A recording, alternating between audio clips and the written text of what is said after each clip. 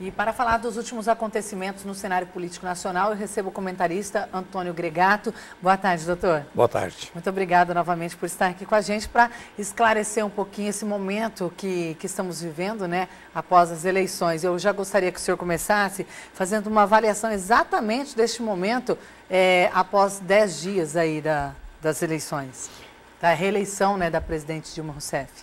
Há uma grande expectativa na indicação do futuro ministro da Fazenda e também do Planejamento.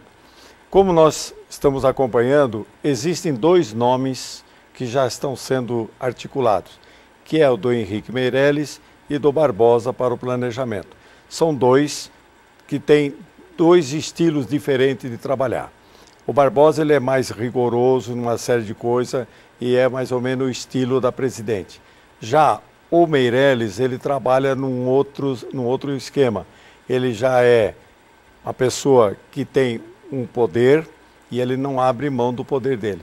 Então, quando um desses dois, ou os dois forem escolhidos para um dos cargos, nós poderemos vislumbrar como vai ser o novo governo da Dilma. Até então, porque tem essa grande expectativa mesmo, porque esse ano foi marcado por muitos escândalos, né, envolvendo nomes aí do governo, né, doutor? Esse é um probleminha que ela está enfrentando, que ela vai continuar enfrentando, mas o próprio Congresso Nacional, o Senado e a Câmara, eles estão conseguindo fazer um certo bloqueio para que possa dar andamento nessa CPI que eles estão procurando aí.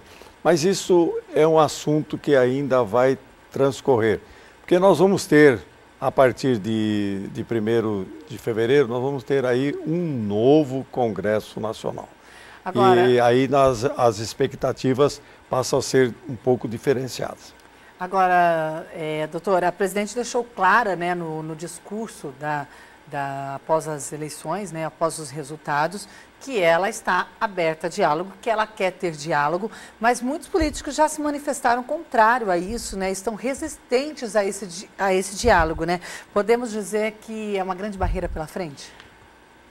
A política é uma coisa interessante.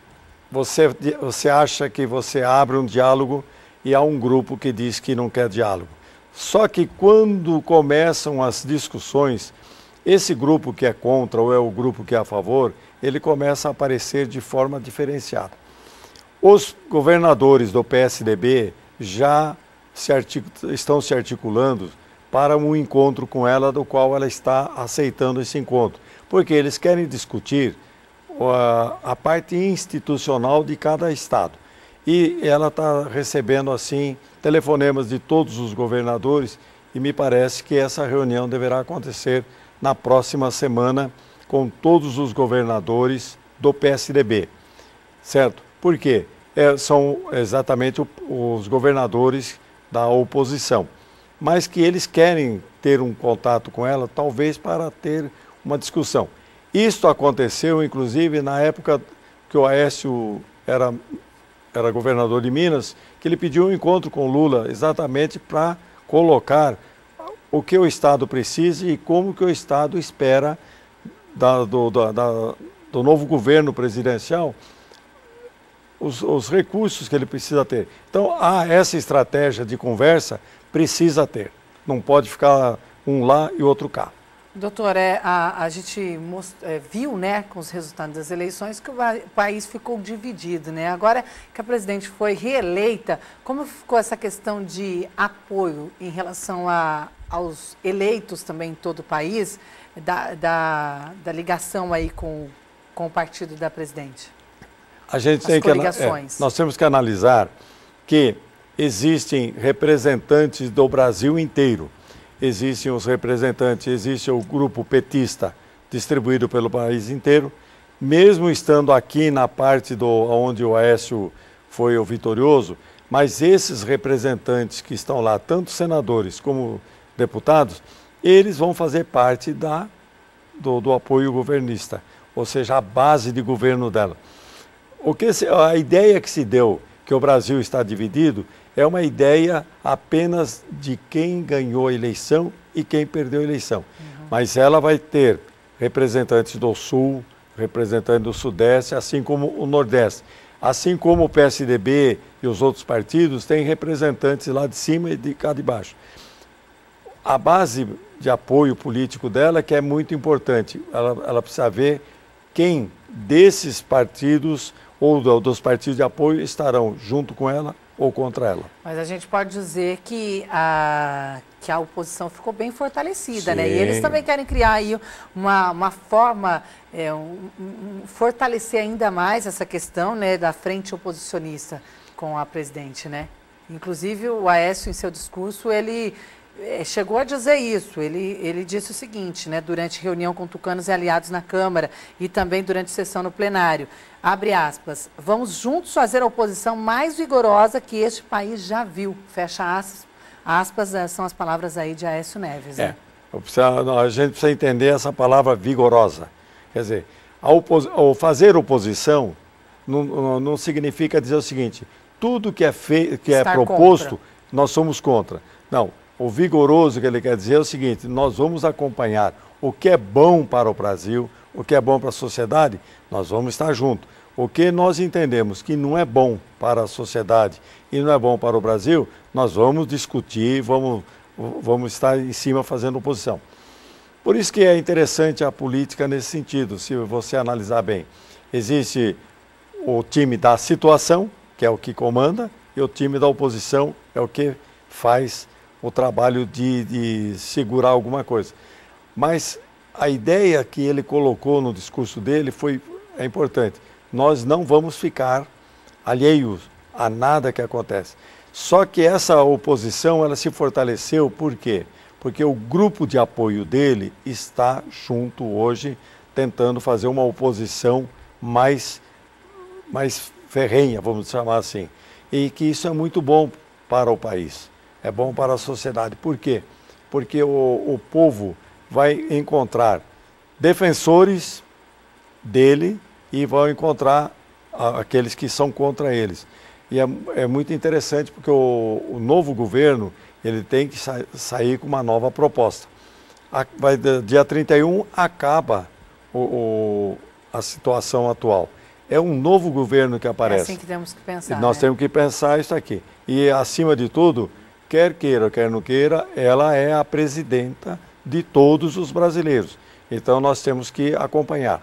E esses movimentos que acontecem por aí, como a rede social hoje ela está muito articulada, então a gente precisa ter um pouco de cuidado de como esses movimentos estão nascendo. E essa oposição já não acontecia? Essa cobrança da oposição já não acontecia? Sempre teve oposição, sempre. Se nós analisarmos, tem. Só que ela não era talvez muito rigorosa, ela não era muito cheia de situações bem firmes. Uhum. Bom, agora a grande polêmica também, né, que a gente vem acompanhando aí, é a questão dessa investigação da Petrobras, né, que o Congresso tem que tomar também um ponto de vista, né? Como o senhor avalia a situação, essas investigações?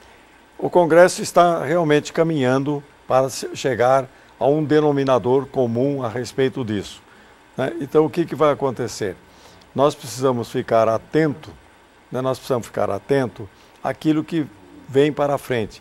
Porque tem muita coisa para ser feita, só que sente-se que o partido, o PT, que é o partido que está comandando, ele está conseguindo segurar o depoimento de algumas pessoas. Inclusive, foi feito um acordo entre parlamentares da CPMI, da Petrobras, para evitar convocações de políticos, doutor. De políticos, no momento, porque talvez isso daí venha a manchar um pouco a imagem. E são 835 requerimentos de convocação com nomes do alto escalão do PT, como da presidente Dilma e também do ex-presidente Lula, assim como nomes de alto escalão também da oposição, né? Oposição também. E por enquanto não serão chamados esses nomes? Pelo menos está definido que por hora eles ficarão ainda, vamos dizer assim, stand-by.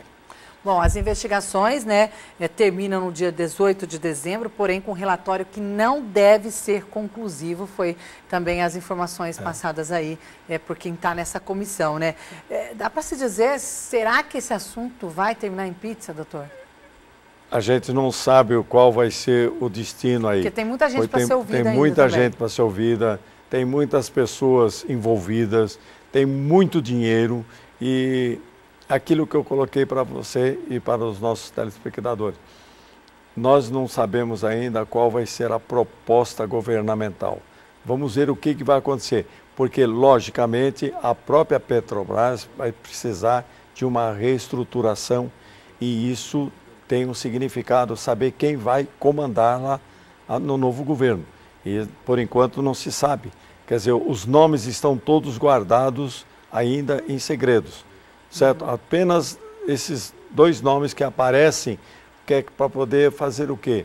Melhorar o sentido da economia, porque de acordo com a indicação de um ou do outro, a economia toma um rumo. Então nós temos aí o aumento da gasolina que está para vir, o aumento da energia, nós temos também uma série de problemas que devem ser solucionados. E faltam apenas o quê? Um pouco mais de um mês para terminar o governo. E temos nesse período de ter uma nova proposta de governo. Doutor, e quanto às investigações das urnas? O pedido gerou até constrangimento entre os tucanos de onde partiu essa solicitação, né? E a população tem muita dúvida, tem desconfiança mesmo, né? A desconfiança é crescente entre os eleitores. Como o senhor avalia essa questão aí? É positiva? Deveria ser mesmo feita uma investigação? Na minha ótica, eu creio que o Tribunal Superior Eleitoral deveria dar uma palavra final a isso aqui. Há um pedido de investigação, vamos realmente investigar, para tirar a dúvida que paira em todos os brasileiros, que há muitos não acreditam na urna eletrônica. Trazer essa segurança. Trazer a segurança. E fazer isso através de uma perícia técnica muito boa, bem feita, e mostrar para a população. A máquina não dá possibilidade de fazer qualquer desvio. E não tem nenhum posicionamento ainda se isso E aí ele colocaria em xeque-mate de vez a dúvida do brasileiro. Porque se eles falarem não, a dúvida continua. Se eles abrirem, vamos fazer, a pessoa vai ter que ter um resultado. Isso só será possível através de uma perícia técnica que o Tribunal Superior Eleitoral tem.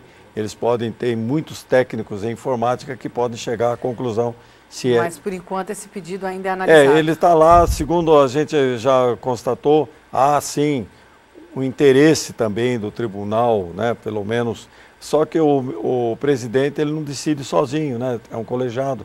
Ele tem que levar para saber, vamos abrir o sistema? Vamos. Na minha ótica, seria a melhor solução abrir o sistema e mostrar para o povo brasileiro que a urna ela é confiável, ela é séria, e quando a gente aperta o botãozinho lá, o verde, e põe o fim, aquilo lá tem validade realmente. Caso contrário, vai ficar a dúvida pairando por muitos anos. Doutor, eu quero agradecer a sua participação, já fica o convite para a semana que vem. Muito obrigada. Tá bom, obrigado. O Rio Claro Notícias de hoje fica por aqui, uma ótima tarde para você e até amanhã.